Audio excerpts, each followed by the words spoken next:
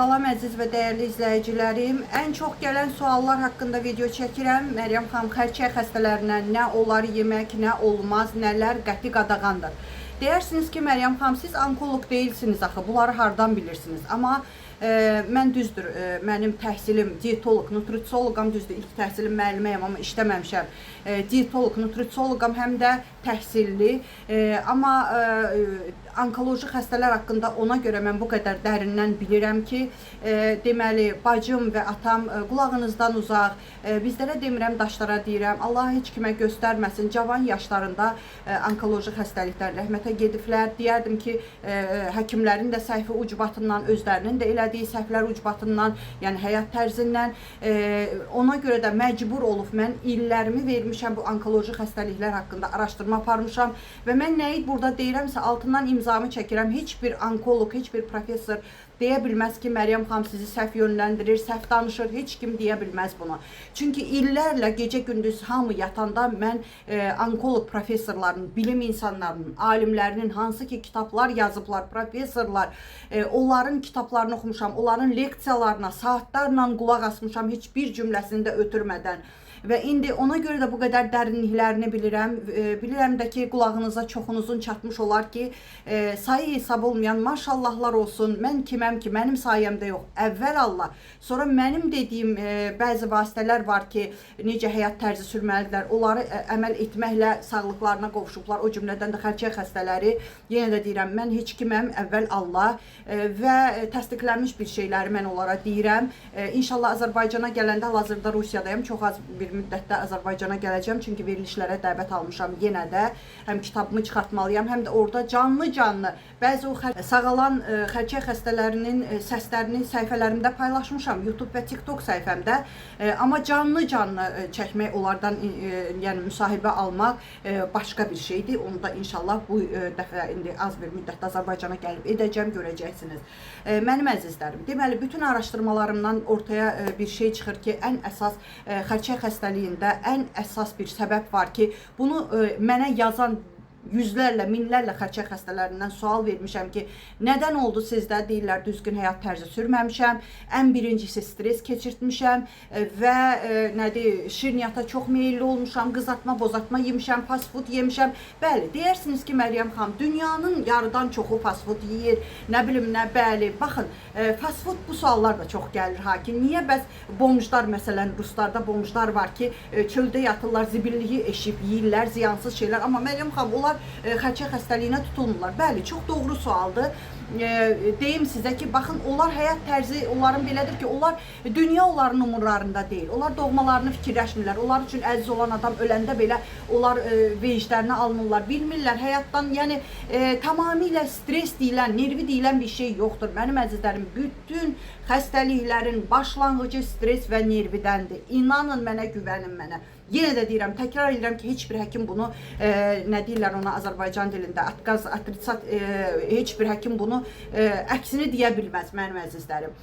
Deməli, yəni ki, stres keçirdiyiniz həyat tərzində stres gətirib çıxardır. Bəli, sual gələr ki, gəlir də mənə ki, bəs körpə uşaqlar, Məryəm xanım, yaxşı sualdır bu da. Çünki indi get-gedə artır və yaşı cavanlaşır.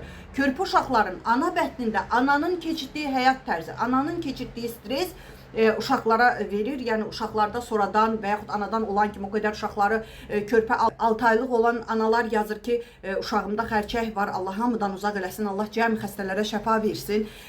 Və özü də deyir ki, Məryəm xanım, o qədər pis hamiləlik keçirmişəm, məni əsəbləşdiriblər, yoldaşım döyüb hər gün, içib gəlib, nə bilim, pis şeylərdən istifadə edibdi. Bu da təbii ki, ana bətnində evladına keçib, indi də evladında xərçəng xəstəliyi var.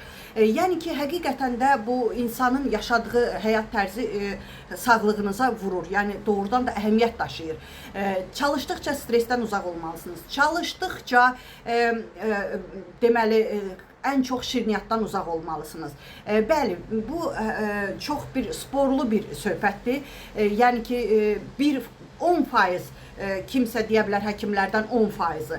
ki yox, nə şirniyyat cücərdir hüceyrəni, nə stress cücərdir, yalandır. Amma 99,9% həkimlər, professorlar bunu təsdiqləyir. Ona görə də çalışdıqca şirniyyatlardan uzaq olun. Bu əvvəllər deyərsiniz ki, Məryəm xanım, hamı şirniyyatlar yeyirdi. Bəli, bu da gözəl sualdır, hamını maraqlandıran sualdır. Bəli, şirniyyatlar yeyirdik. Amma yadınıza gəlirsə, mən öz yaşıtlarıma, 54 yaşım var, onlara səslənirəm. Stolun üstünə pesok deyirik da, şəkər tozunu stola qoyardıq, duzu qoyardıq. Səhər durub görərdik ki, bərkiyib. Niyə? Çünki onun tərkibində həmən o kimyəvi qatqılar, yəni mişyak qatılır ki, onlar bərkiməsin. Və s. indiki şəkər tozlarıdır, duzlardır, onların tərkibində çox pis qatqılar var. Əvvəl yediyimiz şirniyyatlar, şəkər tozları indiki şəkər tozundan milyonlarca kəs fərqlənir. Əgər kiminsə də burada mənə yazar ki, olur 1-2 nəfər, mən də bilirəm onlar kimdir, yazır ki, bu da gəldi, təzə çıxdı, belə sözlər dedi. Belə sənə xoşdursa, get gözəl, hər gün şirniyyat yeyi, hər gün o tullantı duzlar var, o rafinə edilmiş duzlardan yeyi, rafinə edilmiş yağlardan yeyi. Sənin əlindən mən almamışam. Mən mənim üçün dəyərli olan xalqım üçün danışıram. Çünki artıq bir evdən bir xərçə xəstəliyi var. Hətta bir evdə 3 adam var xərçə xəstələri. Yəni bu dəhşət deməkdir. Ona görə də həyəcan təbili çalınmalıdır. Sizlərə səslənirəm ki, paketlənmiş şirniyyatlardan uzaq olun. Bir alimə sual verirlər Amerikada, bilim insanıdır. Leksiya söyləyəndə ona sual verirlər ki, bir qısa cümlə ilə nə deyə bilərsiniz ki, həyat tərzimizdə bu xərçə xəstəliyini heç olmasa azaldaq. Deyir ki, qara günə düşmək istəmirsinizsə, bütün ağ şeylərdən uzaq olun. Ağ şeylər də undur, pesokdur, duzdur və s. Yəni hətta ağ kremlər olsun belə, ağ diş pastası olsun belə, yəni onların ağarması üçün onların tərkibində artıq kimyəvi qatqılar var, mənim əzizlərim. Yenə də deyirəm, əvvəlki duz, şəkər tozunun rəngi interesli, belə maloçni, nə deyirlər ona, süt rəngi kimi olardı, indi amma düm ağdır və bu düm ağlar da dəhşət saçır. Yəni onlardan uzaq olun, qızartma bozartmadan heç olmasa minimuma salın, xəmir xörəklərini azaldın mənim əzizlərim. Desəniz çörək, qara çörək yeyə bilərsiniz ki, mən də uzun illərdir qara çörək yeyirəm. Çaydan, biraz qara çaydan uzaq olun. Çünki indi rəq qatqısı var. Deyəcəksiniz, mənim babamın 90 yaşı var, çay içib ömrü boyu. Ay kişinin qızı, sənin baban içən çay idi. İndi çayın tərkibində marqaniz, nə bilim nə, cürbəcür qatqılar var. Desəniz, yaşıl çayda Məryəm xanım yoxdur, deyirsiniz yaşıl çay. Heç olmasa ona rəq qatılmır da o yaşıl çaya. Mən 15 ildən çoxdur qara çayın tamını bilmirəm. Əgər bilirsinizsə ki, təmiz Lənkəran çayıdır, doğmanız əkib, cücərdib, gətirib sizə, bəli, onu da içə bilərsiniz. Yenə də məsləhət özünüzündür. Mən oxuduqlarımı, dediklərimi deyirəm sizə. Baxın, kitabı qoyacağım videonun üstündə. Broniverin kitabı medsestra uzun illər, 30 il onkoloji balnitsada işləyən medsestra kitab yazıb və orada 5 qlavных сожаления умирающих онкобольных, deməli ağır xəstələr, onkoloji xəstəlikdən vəfat edənlər yazsanız, mən üstündə qoyacağım, götürüb Temudan sifariş eləyə bilərsiniz o kitabı. Burada bütün onkoloji xəstələrin deməli ən çox dediyi səbəblər olur ki, kaş pis həyat tərzi sürməyəydim, pis alışqanlıqlardan uzaq olaydım, hamısına sual verib və ona görə də kitab yazıb o xəstələrin həyatından, adlarıyla, sanları ilə, illəri ilə ki, kaş əsəbləşməyəydim, kaş nervlənməyəydim, kaş özümə istirahət götürəydim, istirahətsiz işləmişəm, nə bilim, nəyinsə qədrini bilmişəm, kaş evi hər gün təmizləməzdim, gözəl həyat tərzi sürərdim, kaş təmiz havada gəzərdim, o qədər kaşlar var ki, ona görə də mən sizlərə səslənirəm ki, gəlin, bütün doğmalarınıza göndərin bu videonu, yaddaşa salın. Baxın, mənim çox xətrimə dəyir. Sizlər üçün bu qədər əziyyət çəkirəm. Mənim xalqım, gözəllərim o qədər xətrimə dəyir. Çünki tərbiyəsizlərin videosu ildırım sürətindən yayırsınız TikTokda, YouTube'da. Nə olar ki, bu videonu, bax, indi bir dənə takip atsanız, üstə gələyə basanda takip atırmış olursunuz, abunə olunursunuz. Belə dəyərli videolar çıxır qarşınıza. Neujeli siz o tərbiyəsizlərə abunə olunursunuz, onlara bahalı hədiyyələr atırsınız. Mən hədiyyələrinizi istəmirəm. Sizdən pul getmir, nə də mənə pul gəlmir. Abunəni basın ki, abunə olun ki, səhifəmiz önə geçsin, videolarım kəşfətə düşsün, videoya şərhlər yazın. Çox-çox xahiş edirəm. Bunu sevməyən eləməz. Sevməyən istəmir ki, mən xalqıma səsimi çatdırım. Məni sevənlər səsimi doğmalarınıza çatdırmaq istəyirsinizsə, videonu paylaşın. Yenə də deyirəm, elə indicə takip atın. İstər YouTube səhifəsində üstə gələyə basın, abunə olun, istər TikTok səhifəsində, istər Facebookda, fərqi yoxdur. Mənim əzizlərim, deməli, qızartma bozartmadan uzaq olursunuz, həyət toyuğu yeyə bilərsiniz, həyət yumurtası yeyə bilərsiniz, paketlənmiş şeylərdən uzaq olun. salon, çətənə yağı içə bilərsiniz. Rus dilində kanaplyannaya masla deyirlər ona. Alaqanqal yeyə bilərsiniz, alaqanqal yağını içə bilərsiniz. Ən gözəl Məryəm xanım sizlərə məsləhət verdik. Bütün dünyaya səsimi saldım Azərbaycana ki, buğda cücərməsi, mərci cücərməsi, maş cücərməsi. Mənim əzizlərim, bir bilsəniz ki, o sizin həyatınız üçün nə deməkdir? Xərçəngin qarşısını alır. Xarici ölkəyə professorlara gəlirlər, mənə yazırlar ki, Məryəm xanım, siz bizə demişdiniz buğda mərci cücərməsi və yaxud bu acı badam. Getdik xaricdə professor, alim də bizə dedi ki, bunu elə bu mərciyi, buğdanı cücərtəyə bilirsiniz nə deməkdir? Həyat deməkdir. B tərkibli vitamin var ki, antioksidantlar sərbəst radikalların qarşısını alır ki, o sərbəst radikallar gəzir bizim orqanizmimizdə, hər birimizin istədiyi axtarır ki, bizdə orqanizmin immuniteti çöksün və turş mühit yaransın.